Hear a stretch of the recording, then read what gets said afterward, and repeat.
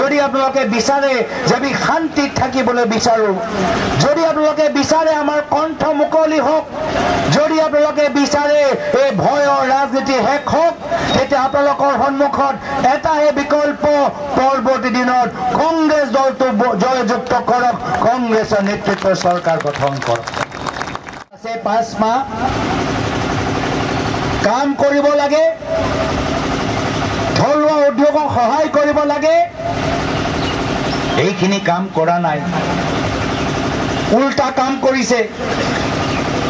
5 মাহ আছে, কিমান আমি বাহিৰৰ উদ্যোগক, ডাঙৰ ডাঙৰ ধনী মানুহক আমি ঠিকা দিব পাৰো, সেয়া লৈ তেওঁলোকে ব্যস্ত। আজি তাৰিখত থলুৱা আমাৰ বাঁহ খেতি কৰা মানুহবোৰ আজি বাঁহ তেওঁলোকে বিক্ৰী কৰিব পৰা নাই। এই 5 মাহৰ ভিতৰত থলুৱা খেতিয়কসকলক সহায় কৰিব লাগে, বাঁহৰ এটা ভাল উদ্যোগ লগাব লাগে। বাঁহৰ উদ্যোগ লগোৱাতকৈ হাজাৰ হাজাৰ বিঘা মাটি দি দিলে আদানীক, হাজাৰ হাজাৰ বিঘা মাটি দি দিলে পতঞ্জলিক, কিন্তু আমাৰ থলুৱা বাঁহ খেতি কৰা মানুহক নিজৰ খেতি কৰা বাঁহটো আজি বিক্ৰী কৰিবলৈ দিয়া নাই। এয়া হৈছে তেওঁলোকৰ কাম। দিব লাগে মাতৃ পট্টা আপোনালোকক, কিন্তু 5 মাহ আছে, ক'ত নিজৰ পৰিবাৰৰ নামত মাটি কিনিব পাৰে, ক'ত আদানীক মাটি বিক্ৰী কৰিব পাৰে, ক'ত আম্বানীক মাটি বিক্ৰী কৰিব পাৰে, মাটি লৈ আজি তেওঁলোকৰ বেহা এটা চলাই আছে, বিজনেছ কৰি আছে, যাৰ ফলত বাস্তৱ সমস্যাবোৰ সমাধান হোৱা নাই। ল'ৰা ছোৱালীবোৰ এটা ভাল স্কুলৰ ভিতৰত পঢ়িবলৈ সুযোগ পোৱা নাই। গাঁৱৰ ভিতৰত জল জীৱন আঁচনিৰ কামবোৰ আজি ভালদৰে হোৱা নাই। VCDC যোগেদি যিমান কাম হ'ব লাগে হোৱা নাই। আৰু এই কাউন্সিলৰ ভিতৰত কাউন্সিলৰ ওচৰত যিমান শক্তি থাকিব লাগে, এই গোটেই শক্তি আজি হিমন্ত বিশ্ব শৰ্মা ডাঙৰীয়া দিছপুৰলৈ গুচি আজি ৰিমট কণ্ট্ৰল যোগেদি কাউন্সিল চলাই আছে। সেইকাৰণে মোক মনত পৰে মোৰ প্ৰয়াত পিতৃ অসমৰ প্ৰাক্তন মুখ্যমন্ত্ৰী তৰুণ গগৈ বৰদলৈ।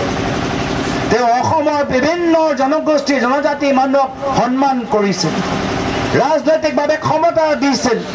এয়া হ'ল আমাৰ কংগ্ৰেছ, এয়া হ'ল আমাৰ কংগ্ৰেছৰ আদৰ্শ।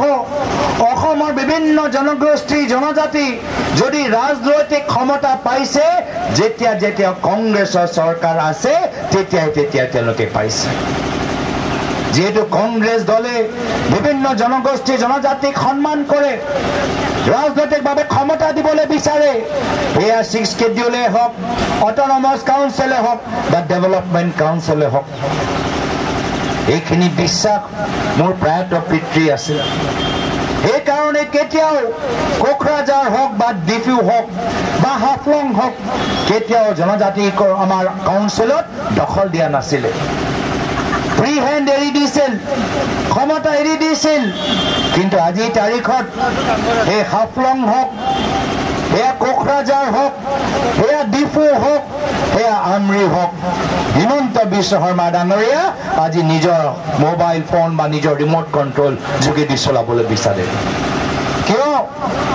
আপোনালোকৰ উন্নয়নৰ স্বাৰ্থত নহয়, ক'ত ক'ত তেওঁলোকে আপোনালোকৰ মাটি ডাঙৰ ডাঙৰ মানুহক বিক্ৰী কৰিব পাৰে, সেয়া সম্পৰ্কতে। সেইকাৰণে যদি নিজৰ মাটি সুৰক্ষিত লাগে, যদি নিজৰ জনজাতিৰ ক্ষমতা সুৰক্ষিত লাগে, যদি লাগে আমাৰ স্বাভিমান সুৰক্ষিত হৈ থাকক, যদি আমাক লাগে আমাৰ লোকতান্ত্ৰিক অধিকাৰ সুৰক্ষিত হৈ থাকক, যদি আপোনালোকে বিচাৰে যে আমি শান্তিত থাকিবলৈ বিচাৰো, যদি আপোনালোকে বিচাৰে আমাৰ কণ্ঠ মুকলি হওক, যদি আপোনালোকে বিচাৰে এই ভয়ৰ ৰাজনীতি শেষ হওক, তেতিয়া আপোনালোকৰ সন্মুখত এটাহে বিকল্প, পৰৱৰ্তী দিনত কংগ্ৰেছ দলটো জয়যুক্ত কৰক, কংগ্ৰেছৰ নেতৃত্বৰ চৰকাৰ গঠন কৰক।